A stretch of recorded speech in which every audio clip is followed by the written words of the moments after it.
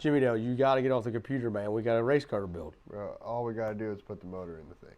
But there ain't no pistons in that motor. Do what? We got no pistons. It's like a bare block right now. Got no pistons, bud. I guess at least it's got a crank. It's got a flex plate, some stuff. Brad, we gotta put the pistons in, bud. What else we gotta do?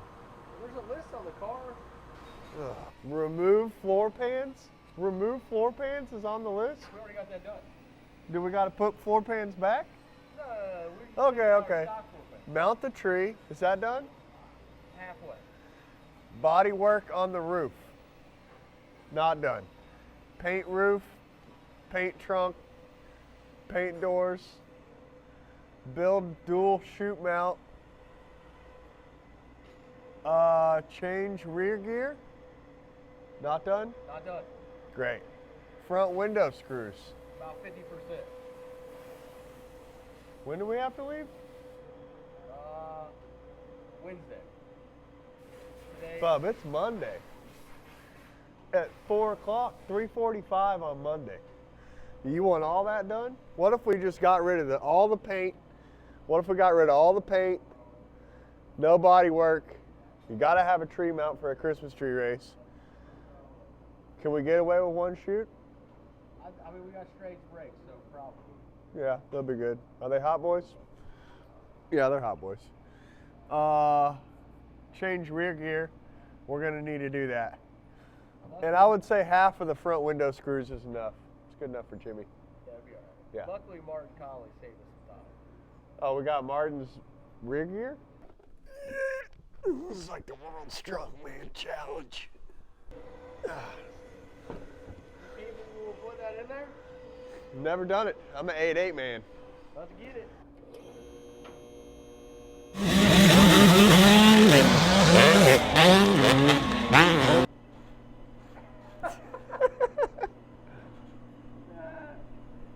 actually have an impact, but this is way worse.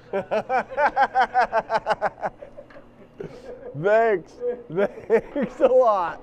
That one was loose. Did you do that one with the impact? Hats on backwards. That's how you know we're in business. This guy's a baby genius over here.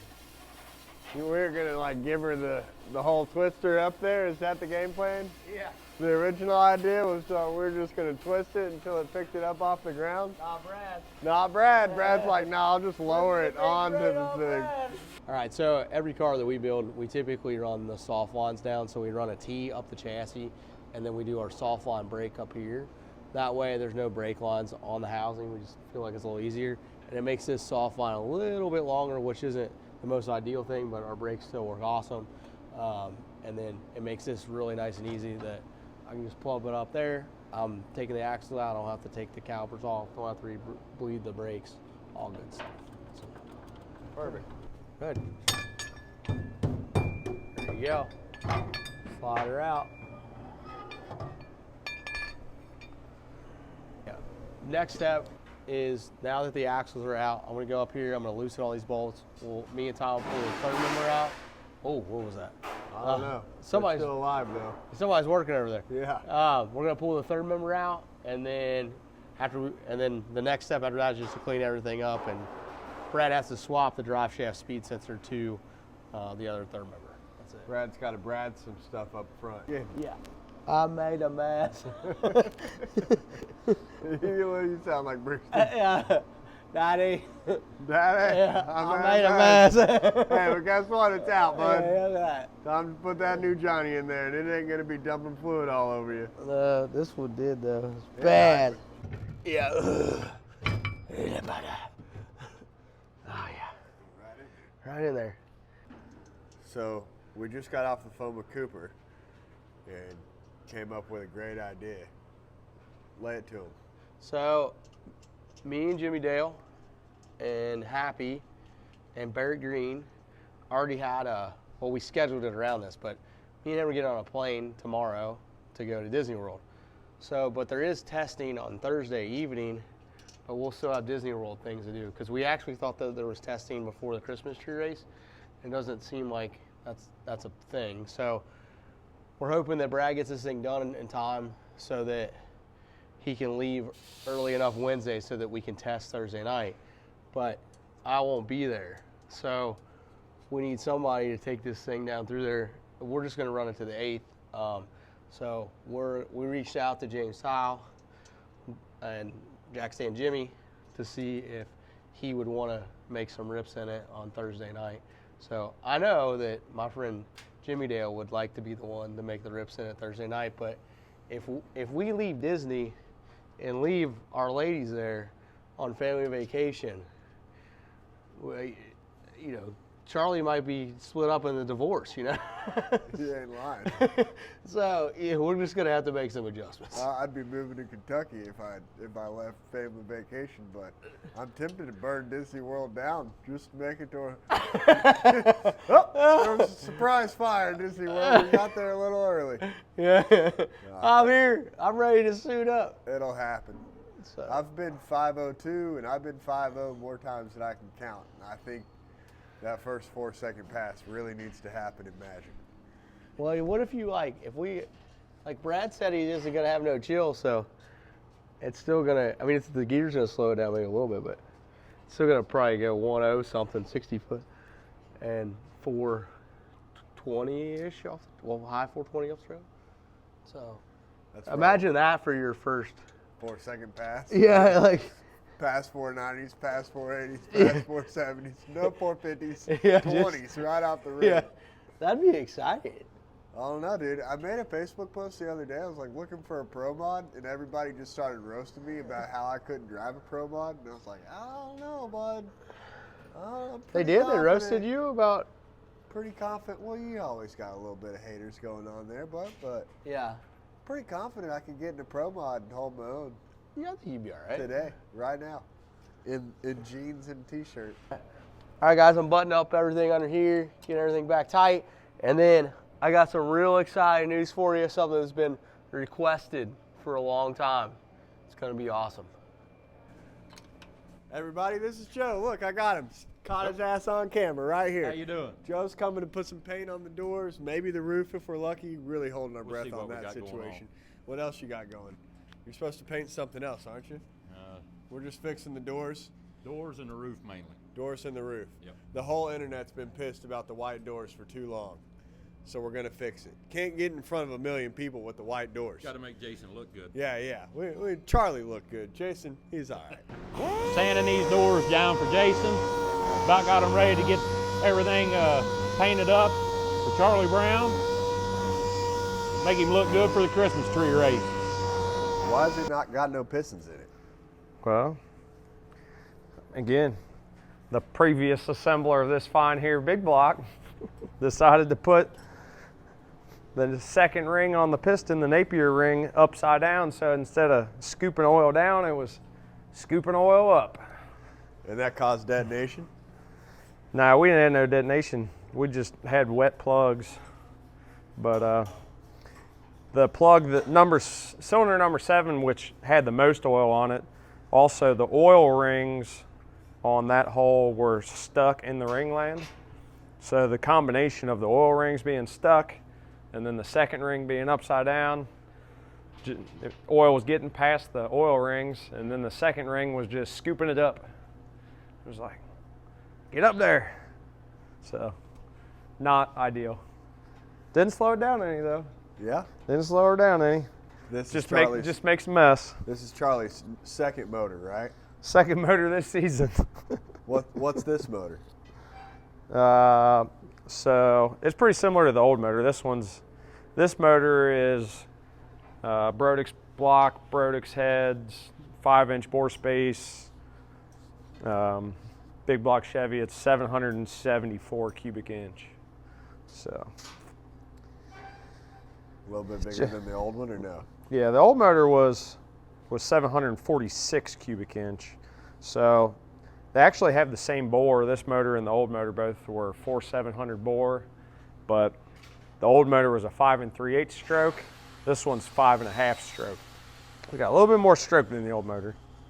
Does this one rev as easy as the old one did? Yeah, honestly, Jason could probably tell you, you really can't tell a difference between the two. I mean, they run real similar. I didn't even change the tune. I just tuned from the old motor, sent her down through there, and it was pretty close. So, yeah, they don't run a whole lot different. I'm sure this motor probably, on motor, it probably makes 50, 80 more horsepower or something, but Not a noticeable enough. not a noticeable amount. Not when you're making 1,400 on motor. Yeah. So. And how much nitrous do you think we're spraying with the Christmas tree on top? I plan on running it on 2 kits this weekend, so it'll be about 3,000 pound an hour. So, what's that like? And divide by 4 numbers, Yeah. I would consider that to be a 750 shot. Yeah, it's a 750. So, the So two, 4. Let's see. I'm trying to remember what jets I got in the fogger. I got 240 jets. 240 jets. So we're Yeah. going to be chugging down there on roughly, safe to say, 2,000 horsepower worth of nitrous big block going on. Yeah, it'd be around 2,000 horsepower. And the lockup, it comes on how early? Well, depends what the track. So at Turkey Bash, the lockup was on at 1.8, but probably play it safe and not turn the lockup on until high gear because I don't know how good the racetrack's going to be. So. I mean, Bradenton's typically really, really good. Yeah. When you put a bunch of Christmas tree needles on top of it. Yeah. And who knows how serious. Maybe to give you some extra bite, you know? Oh, like some because traction. the tack, Yeah. the tackiness of the tree sap, right? Yeah, maybe. Oh man, now we're coming up with a whole new way of doing this.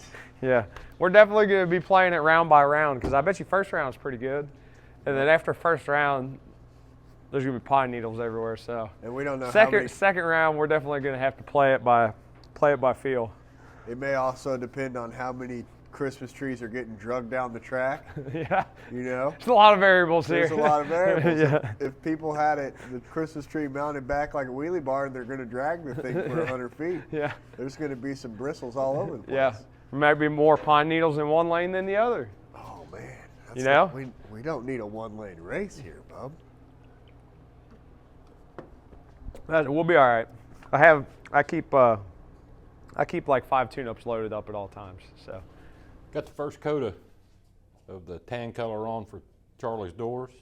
Letting that do a little setup. Going to put a second coat on it there, see how it looks like. Get them hung back on the doors and get them two-toned up. What do you call this color? I can tell you real quick. What do you call it?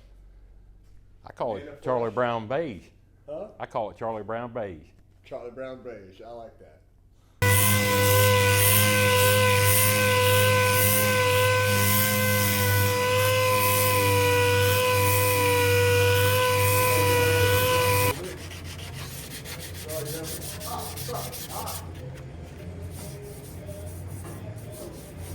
Ready for a little shot of pride. With his new Charlie Brown stuff. Yeah, just magic in a can, ain't it, Joe? Do you do a lot of jobs like this at work with all this precision? No, a little more than this. Your bag, I mean, the bag is the nicest part of this whole operation. Well, I didn't want to get anything on the wheels. Yeah, wheels are worth more than the whole car. I'm here with Brad. Brad just pulled off the first piston ring. All 8 pistons are going to get new rings. This is the first piston ring he pulled off. He said, that ain't right, because that's what's replacing it. What do you think caused that? Heat? Yeah, that's heat. Made that ring expand and close that ring gap up. So that's where we're starting, and that's potentially where they end up. Yeah. So fresh set of rings going into the whole Johnny. See this? I don't know. Can you see that groove there on the outside of the ring? Hold on, if you hold it still, we may be able to see it. Yeah, we see the groove on the outside of the ring. That's supposed to be down. It's called a Napier ring. See? It's upside down. That's why we were scraping oil up and not scraping oil down. Yeah. Not good. Not good. Not good. It'll be interesting to see what the ring gap is on that one too. Yeah. A little bit bigger than this one. Okay, a little bit more realistic there. Yeah, not too bad on that Not as drastic. That one still had tension. That Yeah. top ring didn't have no tension left. No. This right here is the most miserable part of putting an engine together. Freaking gapping rings. It's awful. What gap you shooting for on this motor? Wide, wide, and wider. Yeah. Yeah. That way the internet can't tell you did it wrong. I'm sure they're a lot wider than people think they should be. We got a $10 ring grinder. Old Faithful. Looks good to me, bub. I bought a nicer one. I bought like a $300 one off the internet. I don't like it. No? No, I like my $50 one better. Good. So you going off the 008 times bore space, or you going off a 010 times bore space? It's like 008 times bore for the top ring, and then like 15 times bore for the second ring. Golly. Tony Bischoff says if it gets past the first ring, it better get past the second ring. I'm exhausted, Brad. That piston does not look that hot, bub. You're exhausted. Yeah. Yeah, I'm exhausted. All right, so when I was taking all the old rings off all the pistons, because I got all the new rings all gapped and ready to go, so when I was swapping the rings over, or when I was taking the old rings off the pistons, remember how I said the number 7 oil ring was stuck? That was part of our oil problem? Well, the reason it's stuck is, I don't know if you can see it, but that ringland right there, you see how it, can you see how it dips down right there? You can't see it on camera. Oh yeah, I do see it. I Right bet there, you could it's got see a- it on it's got a camera. belly Let me see in that camera roll, son. Hold that piston back up. Look here. Let's see if we can get a good zoom on it. Right here. Yep, you got it. It's got Boys, like a you can belly see in it. that. You see that smile right there? Well, when I was trying to get this oil ring out, I couldn't get it out, and it was stuck. And I actually bent the oil ring trying to get it out. And I'm like, what the heck? So then I was looking at the piston real good, and I'm like, sure as shit, that ringland right there is folded down over top the oil ring. So So I your don't solution think, is I send don't it? think that, no, so I'm replacing this piston. I had 3 new pistons in the box. Okay. So I'm going to replace this piston, but I don't think it was the second ring's fault that did that. I don't know if that happened when we backfired it at Edgewater or what. We backfired it at Edgewater. Yeah, we lost crank signal like around the done that. 330, and it was like pow out the exhaust. Blue Chew did the same thing. Yeah. Remember, it shot huge flames. Yeah, it was not good. So I don't know if it did it then. What's weird though is we've never heard a plug in this motor. So you know what I mean? You'd think like to hurt a piston like that, it would have got the plug too, but Yeah. all the plugs were fine. So Huh. weird, but Glad Definitely- we got some spare pistons. definitely got a damaged piston. So we're gonna replace that and then put the new rings in. That Yeah, should dude. fix our oil problem. All right, well, it looks like we didn't get anything done, but we did get a lot done. Stuff got done. Okay, the 3.0 rear gear is in the car. Brad's almost got a whole rack of pistons ready to go in that motor over there. Paint and body, done-ish. All right. And did we tell them about the bumper? Bumper's going to be chrome when you see it. It's going to be hot, boys. Yeah, if you don't, if we Bring have your stickers stickers. coming. Yeah, so or we don't have stickers coming. You should have stickers coming. Bumper's going to be freshly chromed. So if you're in Bradenton, Oh, they should have stickers yeah, coming. for the Christmas tree race, Yeah. feel free to bring a bumper sticker because you're welcome to stick it on Charlie. Yeah. But it gotta be a no good one. profanity. It got to be a good bumper sticker. Yeah, family friendly here, folks. All right. That's all we got. We'll see you in Bradenton this Friday night. Bradenton Christmas tree race. You can get your tickets on thefote.com.